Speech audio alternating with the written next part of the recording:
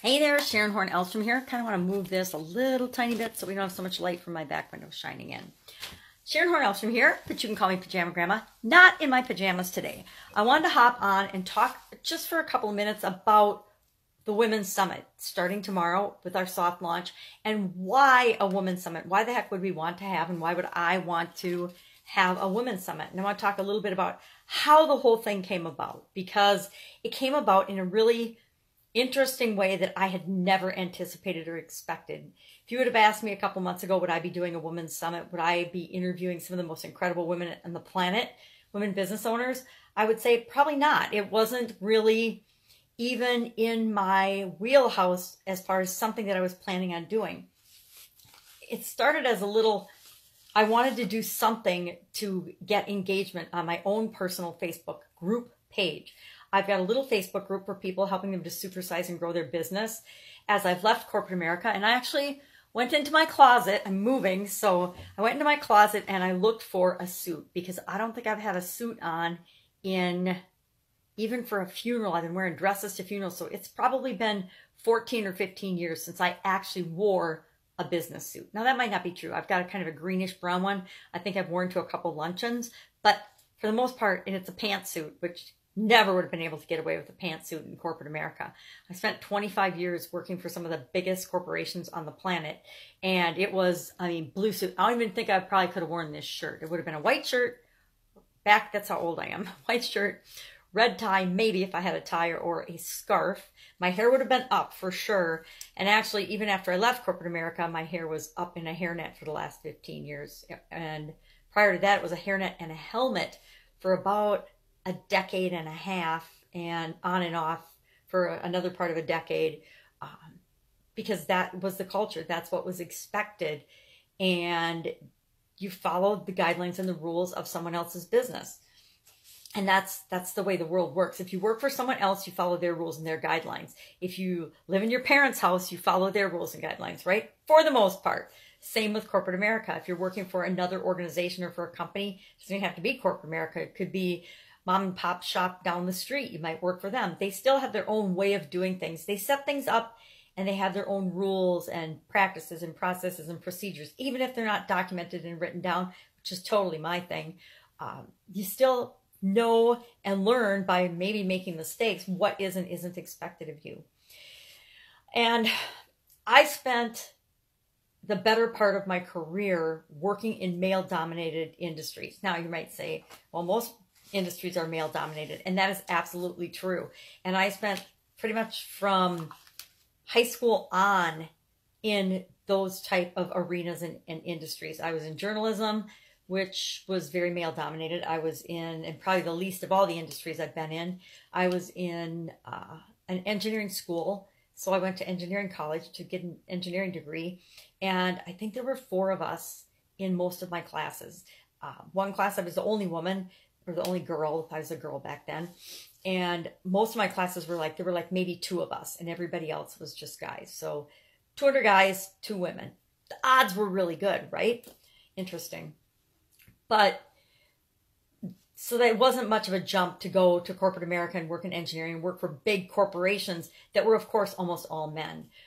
One of my jobs, my first job out of college, after I left that, I went to another company, and I was the only woman. I mean, the only woman in the entire plant, the entire factory, except for a secretary by my same name. So there were 2 of us, 2 females in the entire organization, all men, all men. It was interesting. We had a bunch of different unions too. So it was a very interesting dynamic, but I learned a lot. I developed a tough skin, a very thick skin, and I learned how to get things done when you have to depend on your position power and your personal power, and just being a good human being. Because I think one of the greatest lessons I learned throughout all those experiences were that men and women actually, we totally think differently. And people can argue with me on that. I'm not going to look it up in the textbooks, and I'm not going to fight with scientists or doctors or people's opinions. What I learned from my personal experience is that men and women totally think differently. We approach life differently. We approach work differently. We approach raising children differently. We approach starting and running companies differently. We just have a very different approach to almost all things in life. And neither one is better or worse than the other. They're just different. And actually, if you combine the two, you get incredibly powerful results. But we're talking about why a women's summit. So part of why a women's summit is because we do think so entirely differently. We have a totally different approach to problem solving, to nurturing, to building relationships, to building companies, to building families, to maintaining order, to building community, to communicating. Everything across the board, I think that women look at differently. Men are very linear thinkers. And I really experienced this in my own home life, raising children. I have a son and I have a daughter. And I realized I could ask my son to do only one thing at a time. If I asked him to do one thing, he would go do it and get it done. If I asked him to do 2 or 3 things like I did his sister, he wouldn't do any of them because he would forget on the way to the first thing what he was going to do. Because men think in straight line, A to B, B to C, C to D, D to F. They're very goal-oriented, very results-oriented, very straight line thinkers. This is the way to do it, the only way to do it. This is the path. This is how you solve this problem. Go do it. And women, at least I believe that we look at things from a much broader perspective and more interrelated and more interconnected and more from a bigger picture standpoint where we're looking at, okay, I see this straight line to do that, but what if we deviated and did this? It would give us a much better result. It might take a day or 2 longer, but the result would be much better. What if we built this relationship? What if we partnered with so-and-so? What if? And I think that we consider more the overall impact of our decisions and what we do and what that impact is in more than just the bottom line, money results and profitability, the impact on the environment, the impact on the economy, the impact on the emotional well-being of the people that work in the organization, the impact on our customers. All around, I think that we take into consideration the human element much more than most of our male counterparts. Again, anybody is welcome to argue with me. This is my opinion that I'm saying and sharing, so you may or may not agree. I'm just explaining why I wanted to do a women's summit. So I'm pretty old now. I go by the pajama grandma. For all my working decades, I started my first business when I was 13, and then I spent a quarter century in corporate America. And I've spent the last 17 years working on my own, primarily in brick and mortar businesses, Italian food manufacturing, fireworks, service industries, real estate, you name it, like 27 different things. I added it up the other day and I'm like, well, how many different industries and businesses have I actually worked in? Because somebody kept saying, oh, I've been in 17 different businesses, and it was about number 12 when I finally got some success. This was a guy. And I thought, God, I've been in a lot of different industries, a lot of different businesses. I wonder how many there've actually been. And I added them up and there was like 27 or 28. And I'm like, okay, that's a lot. But I learned a lot of things all along the way. So about 2 years ago, a little over 2 years ago now, I had gotten divorced. And as part of my divorce settlement, we needed to sell off all of our assets. And so I'm sitting in one that we're working on, which is why I'm moving. But one of the first ones to go was a commercial property that actually housed my Italian food manufacturing business. And so took a hiatus from that, which I'd been wanting to do for about 7 years. So that's a long story that has nothing to do with the Women's Summit, but mothballed the business. And I haven't regretted that decision at all, which tells me that it was the right decision. The thing is, I was too young to not do anything, but too old to really think about going back to corporate America and getting a job. Not that I think they would want me anyway. I think once you've been out on your own for a certain amount of time, it's very, very challenging. It's as challenging to go back, if not more so, than to come out of corporate America, out of the workforce in the first place. Totally different mindset between the way an employee thinks and the way an employer or business owner thinks. Light years apart. Almost opposites in a lot of ways. And so once you make that and take that leap of faith and run your own businesses, it's very, very challenging to go back and work for someone else and follow their rules, their guidelines, their way of doing things. So after decades working with mostly men and a few women along the way, I've learned some lessons and I've learned some things, and I wanted to explore some opportunities. And it really came up late last fall about doing a women's summit. I was working on just doing a small, maybe like a 5-speaker summit for my Facebook group. My Facebook group is Supersized Business for Entrepreneurs, and it was just for entrepreneurs. And I think I'm going to make it for female entrepreneurs because I want to work with more women. I'm at the point now where why can't I pick and choose who I want to work with? There are many, many women business owners that I'm sure I can help with my skills and my talents and my abilities. And so I thought, well, let's test the waters and find out if there's any interest in a women's summit. And part of the thing I was noticing is there's a lot of summits that have been going around. I've been in some and listened to a lot of them over the last probably 5 or 6 years, and noticed that they're almost all male speakers. Same in the speaker circuit. It's almost all men that are out there presenting and sharing ideas. And I'm like, but there's millions of women business owners. Why are we not learning from one another? Why are we not helping one another? Why are we not? And there's a lot of women that are, don't get me wrong. There's a lot of women that are out there helping other women to succeed and be successful. And you'll hear from some of them on this summit. And there's still many, many more out there. I mean, on a summit like this, you can only deal with, a small number of speakers. And that's why this has turned from being just one summit to at least 4 this year. We'll have at least 4 summits this year, maybe more. So you can pick and choose what is the most important topic to you. Where do you want to start? Where do you want help and information and guidance? Or you can listen to all of them because they're free. It's free to listen in and participate in the summits. So I thought I've had some really good relationships working with women over the years in corporate America and out. And I've had some really bad ones. And I've had, well, same with men, right? We've had some good relationships. We've had some bad ones. We've had some good ones. We've had some bad ones. But I noticed that they were fundamentally different. And even the bad relationships working with women left me learning more and feeling better about the situation than the bad relationships that had happened working with men. For example, I had a really, really bad business partner who was a man. And I'm sure I'm still like not quite over that because it left such a bad taste in my mouth. And I had a terrible boss. One of my first bosses in corporate America was a woman, and she just hated my guts. She had a nervous breakdown, and when I started there, some Spitfire out of college full of energy and piss and vinegar, I just rubbed her the wrong way. And so I learned a lot working from her in terms of how to get along with difficult people, how to get along with a boss who is challenging you and undermining you and holding you to a standard that even your male counterparts would never live up to.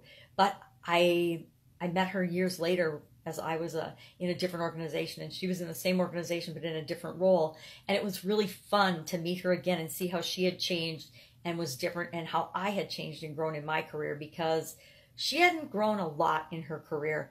I had changed massively, and what I was doing was 5 times more difficult or challenging or a larger scope than what she was doing. And I think in part it was because of her, because she challenged me and she made me be more and do more and live up to my potential more than if I'd had, just an easy boss coming right out of the gate. So I loved corporate America. I learned a lot from corporate America, but I also know how powerful it's been and how much fun it's been to have my own businesses and do my own thing and make my own rules and create my own path in life. And I want to be here to help other women to do the same.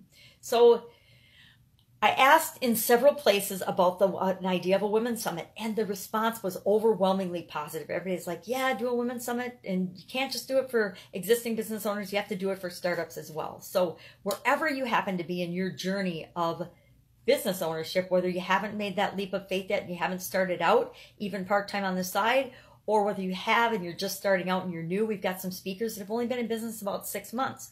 We've got others that have been in business for decades like me, like we're talking 40 years. So there is a huge spectrum of experience here that you can all learn from. And I can't believe how much I've learned just interviewing the amazing women and talking to them. Now, I will forewarn you, in many of the interviews, I'm in my robe because I am the pajama grandma now. As I've transitioned from the brick and mortar world to the online world, I was joking about a conference I was going to attend a little over a year ago now. And I was joking with some big marketers, and I said, well, geez, one was a goat man and one's a unicorn guy. And I said, well, geez, I'm the pajama grandma. And they're like, well, that's kind of a good idea. So I just let it go from there. And then a couple months later, we were looking at going to this marketing conference, and I'm like, I'm going to do it. I'm going to be with 3,500 marketers. How do I, as an old lady, stand out? Now, when I was young and better looking, and it was a male-dominated world, it wasn't hard to stand out. It was easy to stand out. A lot of times, conferences and industry events, I was like one of maybe 3 or 4 women. And when everybody notices you then because you're one of such a small minority. But as I've gotten older and stepped out of that arena, people don't notice you as much. They notice the pretty young women, but they don't necessarily notice us old ladies. So it wasn't about being noticed. It was about being memorable and standing out and actually being who I really am. And I am all about, and there's reason behind that, which I'm sure you'll get to know over the course of the summit, that I like to work in my pajamas. It's totally 100% intentional. But that's when I became the pajama grandma. So be forewarned that in the vast majority of the interviews, a few of them I am dressed in, this one I'm dressed in, but in most of the interviews, I will be in my pajamas or a robe, because that is how I work through the vast majority of my day. When I do go meet with clients and customers, outside of the Zoom and the electronic meetings, I do get dressed. I do put on clothes like this suit, although I don't wear suits anymore. That's my prerogative, having my own business. That's one of the cool things about having my own business. So you'll see me in my pajamas. You'll see me interviewing amazing women.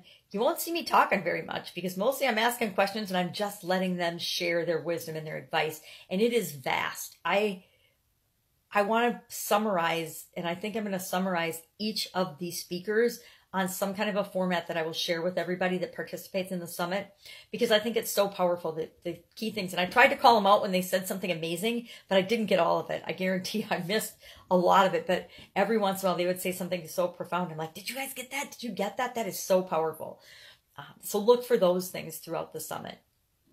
I'm going to be adding, if I can get some women to participate, some actual live interviews, so that I can bring some women on live and you can ask questions or comments if you want. That's kind of a hard gig, because it's hard to get women to commit to a time live. I learned that lesson doing the summit. It's hard to get people to commit to a time at all and then show up, and trying to get them to show up live and on time is really a challenge. And so that's why the vast majority of the summit is pre-recorded, so that we've got places that we can have there. We can just add some live components to make it more fun and interactive. I'm really tempted to have a Q&A question panel, and we might do that as an after party event, is have, after a couple of weeks, a Q&A session with some of your favorite speakers. Maybe I'll have everybody vote, and then whoever the speakers are that get the most votes, we'll go ahead and we'll invite them to a Q&A panel discussion, and we'll have a Q&A call where we could all hop on a call together, or on Zoom, or I don't think we can physically get together, because there's women from all over the world in the summit. So this summit, customers, you might be wondering, well, why is this summit about customers for women business owners?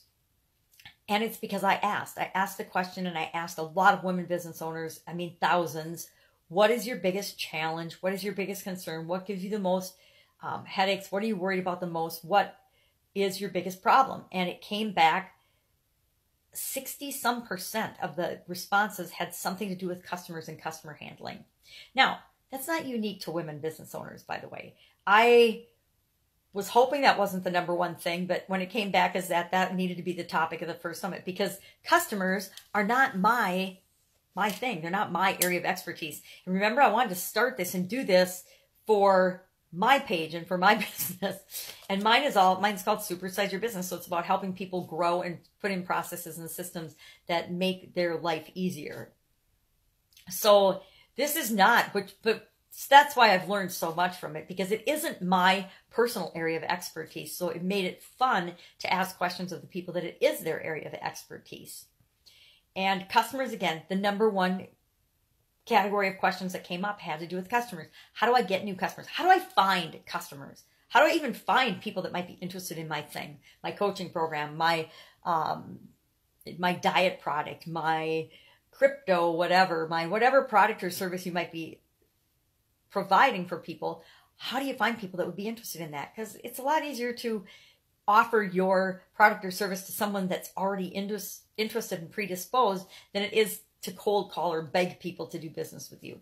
So how do you find people in the first place? Then once you find them, what do you do with them? How do you get them? How do you get their attention so that they show an interest in what you have to offer? And then how do you offer it to them? What do you offer them? What do you do for people? How do you win them as a customer? And then when you win them and you get their money and their business, what do you do? What's their experience like to ensure that they have an incredible experience and will want to continue to do business with you in the future? Because the bottom line is, with customers, we want to create customers for life. We want to create at least repeat customers, people that will come back to our business time and time again, because it's so much less work and so much less expensive to deal with an existing customer than it is to get a new one. And how do we build those relationships and create lifelong customers? So, no customers, no business. Businesses are all about customers and serving other people and giving them value in exchange for money or whatever resource you're exchanging for. So we've got to find a way to do all those things and understand how to do all those things, or get someone with areas of expertise to help us to do those things for our business. We don't have to personally do them all, but there's certain things with respect to dealing with customers that all businesses need to do in order to have long-term success and viability. So that's why the Women's Summit.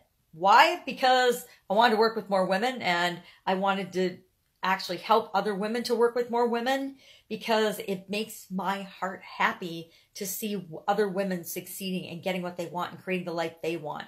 I know that running through my life in my 30s and 40s was miserable. And at 50, I actually had a sudden cardiac arrest and died because I was, as a woman, doing too much and trying to do everything myself. And it's my mission to make sure that no other woman does that no other woman works herself to death, because most people aren't as lucky as me. They don't get a second chance. They don't get to come back and do what it is that they want to do. And that's why I pursue with a vengeance what it is that I want to do. And I want to encourage you to do the same. So that's it. That's why the Women's Summit. We will see you soon in my pajamas. Bye.